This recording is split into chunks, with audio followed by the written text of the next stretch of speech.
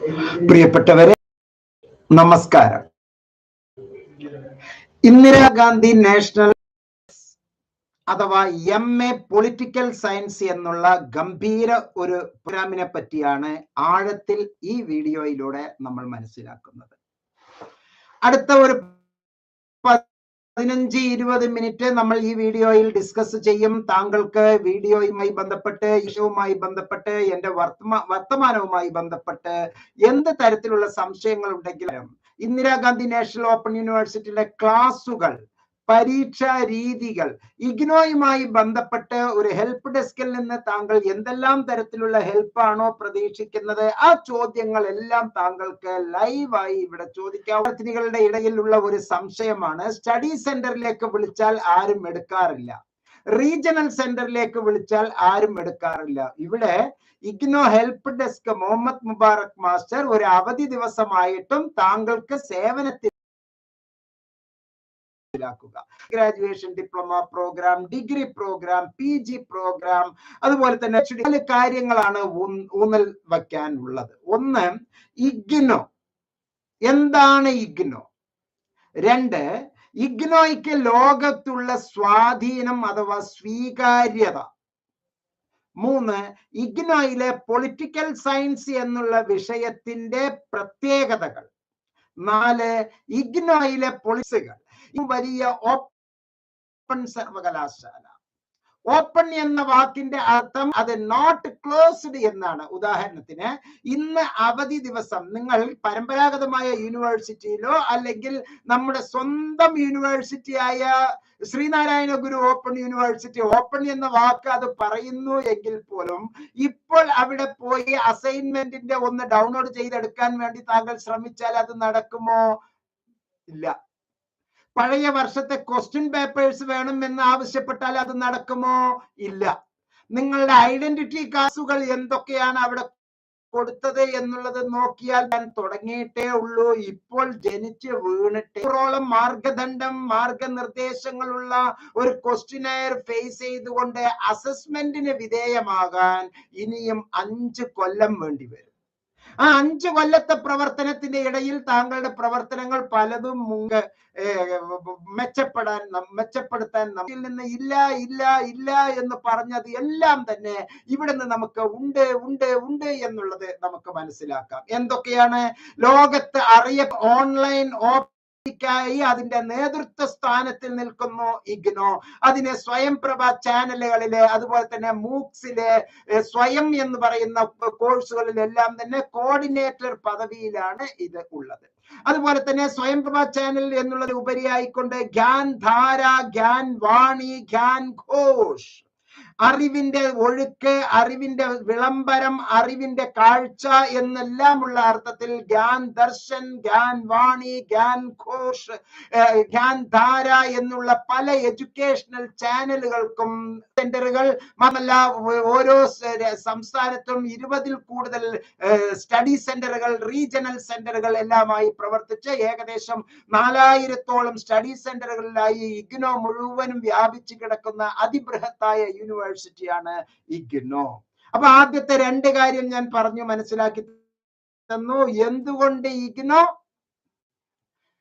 എന്താണ് ഇഗ്നോയുടെ പ്രത്യേകത? വിദ്യാർത്ഥികളുടെ സംഘടനയുള്ള യൂണിവേഴ്സിറ്റിയാണ് ഇഗ്നോ. 37 ലക്ഷം വിദ്യാർത്ഥിനികൾ പഠിച്ചിറങ്ങി അതിൽ അസോസിയേഷനിലെ ഓൾഡ് സ്റ്റുഡന്റ് അസോസിയേഷൻ മെമ്പറായി ഉള്ള ഞാനും അതിലൊരു അംഗമാണ്. MSc counselling and family therapy 72 വാതോരാതെ താങ്കൾക്ക് നിർദ്ദേശങ്ങൾ നൽകുന്നത്. Let us come to the point. തംബ്നെയിലിൽ പറഞ്ഞതുപോലെ ഈ വീഡിയോയിലുള്ള നമുക്ക് വിഷയത്തിലേക്ക് വരാം. പൊളിറ്റിക്കൽ സയൻസ് എന്നുള്ള വിഷയത്തിന്റെ പ്രാധാന്യം. സത്യത്തിൽ ഇന്ത്യ ഒഴികെ എല്ലാ വികസ്വരയല്ല, അഥവാ പൊളിറ്റിക്കൽ സയൻസ് ഹോൾഡേഴ്സ് അവഗാഹമായി അതിൽ പാണ്ഡിത്യം നേടിയിട്ടുള്ളവരാണ് ലോകം മുഴുവനും ഇന്ന് പഠിച്ചുകൊണ്ടിരിക്കുന്നത് എന്ന് മനസ്സിലാക്കുക. രാഷ്ട്രം എന്നുള്ളത്, രാഷ്ട്രീയം എന്നുള്ള ഓപ്ഷൻസ് എന്ന് പറയുന്നത് വളരെ വളരെ വളരെ വലിയതാണ്. Career in the field of administration, journalism, research, and politics. പൊളിറ്റിക്സിലും ഒരു കരിയർ എന്നുള്ളത് മനസ്സിലാക്കുക. പൊളിറ്റിക്സിൽ നമ്മുടെ നാട്ടിലുള്ളവർക്ക് അത് കരിയർ അല്ല, പക്ഷെ ശരിക്കും അത് ഉപജീവന മാർഗം തന്നെയാണ്, ഉപരി പഠന മാർഗം തന്നെയാണ്, തൊഴിലായി തന്നെ ഉള്ള ഒരു മേഖല തന്നെയാണ്. Career in the field of administration. Revenue ഡിപ്പാർട്ട്മെന്റിന്റെ അഡ്മിനിസ്ട്രേഷൻ, വില്ലേജ് ഓഫീസിലെ അഡ്മിനിസ്ട്രേഷൻ, പഞ്ചായത്തി രാജിലെ അഡ്മിനിസ്ട്രേഷൻ, ഒരു ജലനിധി ഡിപ്പാർട്ട്മെന്റിലെ അഡ്മിനിസ്ട്രേഷൻ, ഒരു നമ്മുടെ ഹെൽത്ത് ഡിപ്പാർട്ട്മെന്റിലെ, എഡ്യൂക്കേഷൻ ഡിപ്പാർട്ട്മെന്റിലെ, PWD ഡിപ്പാർട്ട്മെന്റിലെ, റവന്യൂ ഡിപ്പാർട്ട്മെന്റിലെ എല്ലാ മേഖലയിലുമുള്ള അഡ്മിനിസ്ട്രേഷനെ നാന്തി കുറിക്കുന്നതും അഡ്മിനിസ്ട്രേഷൻ എല്ലാം കൃത്യമായി അത് കണ്ടെത്തി കൊണ്ട് നടത്താനുള്ള ഏറ്റവും നല്ല ഓപ്ഷൻസ് ആണ് പൊളിറ്റിക്കൽ സയൻസ് എന്നുള്ള വിഭാഗത്തിൽ. അതുപോലെ തന്നെ റിസർച്ച് ഓറിയന്റഡ് ആയിട്ടുള്ള ജേർണലിസ്റ്റുകൾ, പൊളിറ്റിക്സിനെ ഒരു തപസ്സായി സ്വീകരിച്ചിട്ടുള്ള പബ്ലിക് സർവീസ് സെക്ടറിലും ഗവൺമെന്റ് ജോബിലും പ്രവർത്തിക്കുന്ന ഒരുപാട് പ്രവർത്തകർ, അവർക്കെല്ലാം ഉള്ളതാണ് ഈ ഒരു MA പൊളിറ്റിക്കൽ സയൻസിന്റെ കരിയർ ഓപ്പർച്യൂണിറ്റീസ്. പൊളിറ്റീഷ്യൻസിന് a politician is basically a member to any party with respective roles given in the area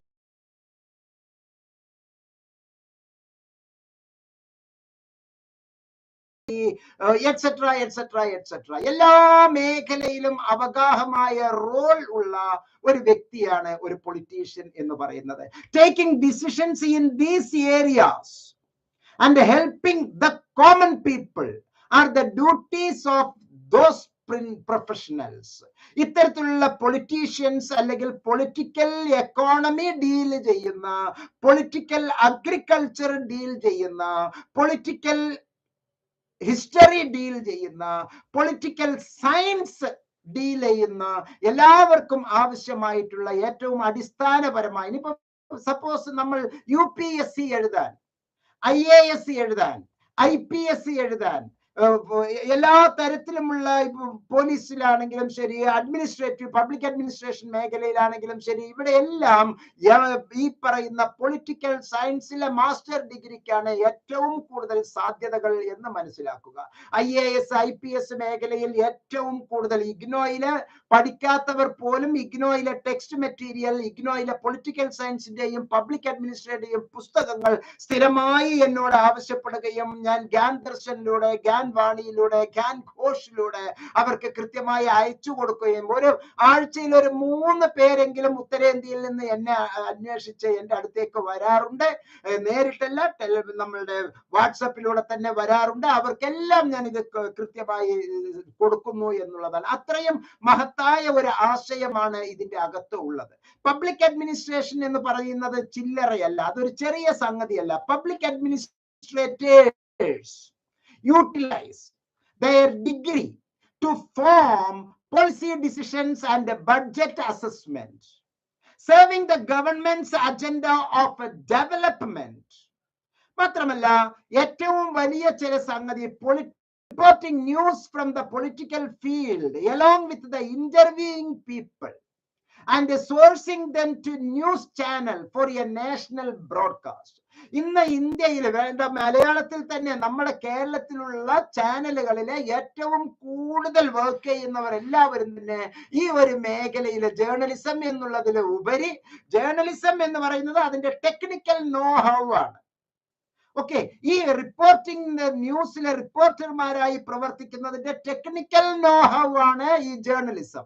പക്ഷെ അവർക്കുള്ള ആശയം എന്ന് പറയുന്നത് അവരുടെ തലക്കകത്ത് ഉള്ള, പ്രത്യേകിച്ച് ഈ ഗാസ വാറിന്റെ ഈ ഒരു സന്ദർഭത്തിൽ, കേരളത്തിൽ നടക്കുന്ന ഇലക്ഷനുമായി ബന്ധപ്പെട്ടിട്ടുള്ള, ലോകത്ത് നടക്കുന്ന സംവാദങ്ങളുമായി ബന്ധപ്പെട്ട ചർച്ചകളുമായി ബന്ധപ്പെട്ട, രാഷ്ട്രത്തിലെ ഓരോ പ്രതിഭാസവുമായി ബന്ധപ്പെട്ടതെല്ലാം അവരുടെ അകത്തേക്ക് കറസ്പോണ്ടന്റ് പൊളിറ്റിക്കൽ വ്യൂ അവരിലേക്ക് കിട്ടാൻ വേണ്ടി national and international mind set develop ചെയ്യാൻ അവരെ സഹായിക്കുന്നത് ഈ പൊളിറ്റിക്കൽ സയൻസ് തോട്ടാണ്. അത്രയും വലിയ സാധ്യതകളാണ്.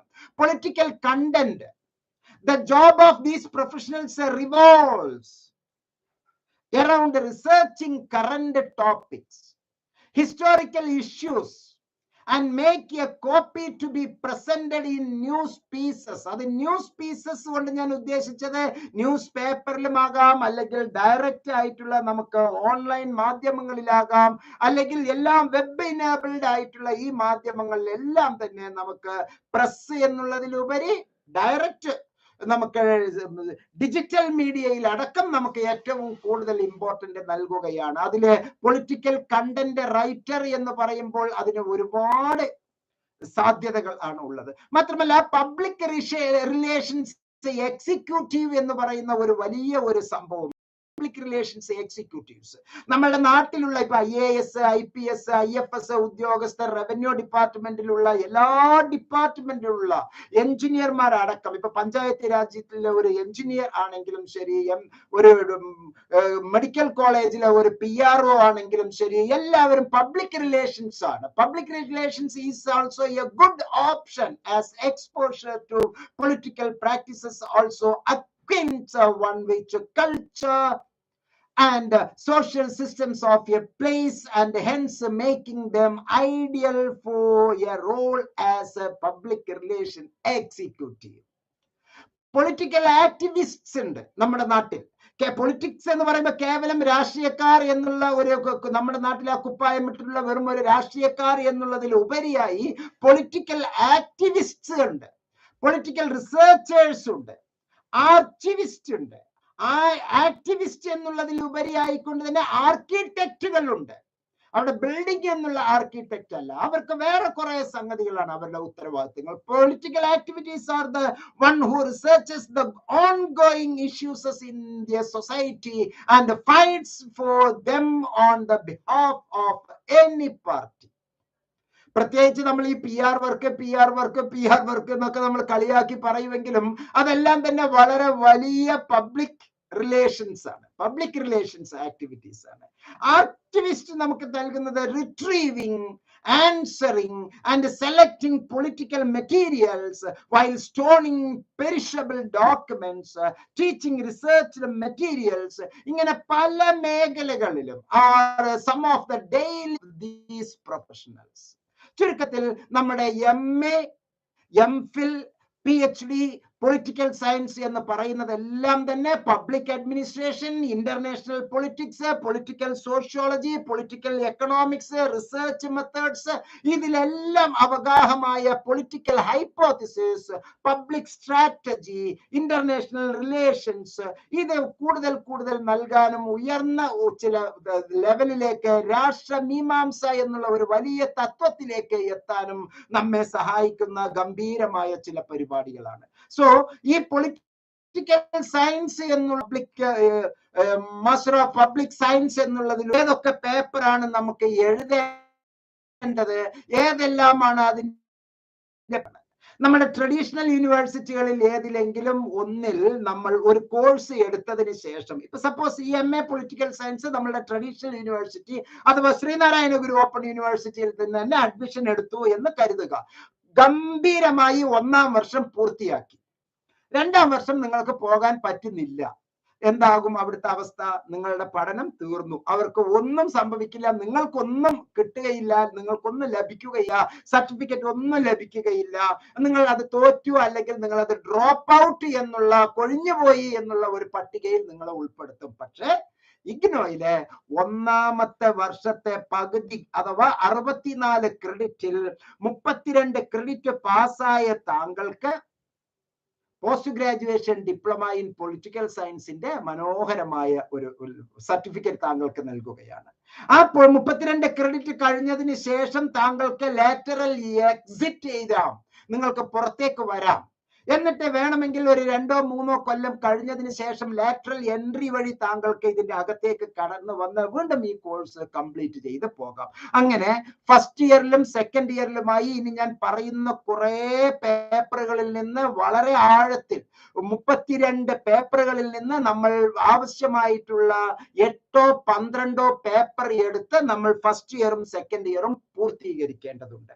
ഇവിടെ ഒരു യഥാർത്ഥ കരിയർ ഗൈഡ്, അല്ലെങ്കിൽ ഒരു കൗൺസിലിംഗ് സൈക്കോളജിസ്റ്റ്, ഇഗ്നോ ഹെൽപ്പ് ഡെസ്കിലെ അക്കാഡമിക് കൗൺസിലേഴ്സിന്റെ സേവനം ഉണ്ടായിരിക്കേണ്ടത് താങ്കൾക്ക് എന്തുകൊണ്ടും ഗുണപ്രദമാണ്. അല്ലെങ്കിൽ താങ്കളുടെ സെലക്ഷൻ വളരെ തെറ്റിപ്പോകും.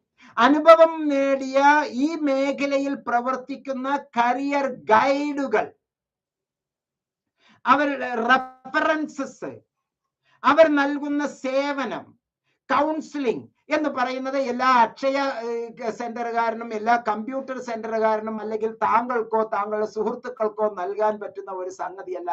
അത് ശാസ്ത്രീയമായ ഒരു സംഗതിയാണ് കൗൺസിലിംഗ് എന്ന് പറയുന്നത്.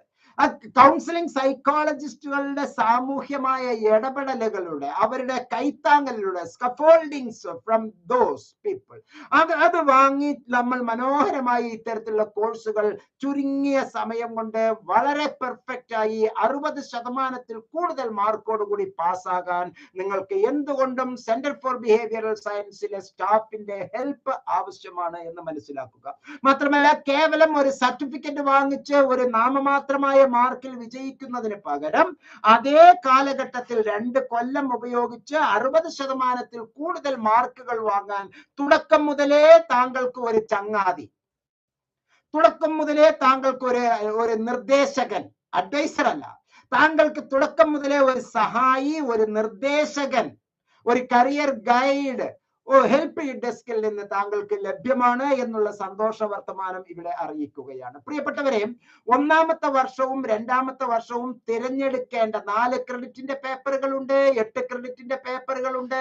അത് കൃത്യമായി നമ്മൾ ആലോചിച്ച് താങ്കളുടെ ടേസ്റ്റിന്, താങ്കളുടെ പ്രിഫറൻസിന്, താങ്കളുടെ ആപ്റ്റിറ്റ്യൂഡിന് അനുസരിച്ച്, താങ്കളുടെ ഫിനാൻഷ്യൽ സെഗ്മെന്റ് അനുസരിച്ച് അങ്ങനെയുള്ള കോഴ്സസ് ആയിരിക്കണം നമ്മൾ തിരഞ്ഞെടുക്കേണ്ടത്. ഇവിടെ കോഴ്സ് കൊണ്ട് ഞാൻ ഉദ്ദേശിച്ചത് പേപ്പേഴ്സ്.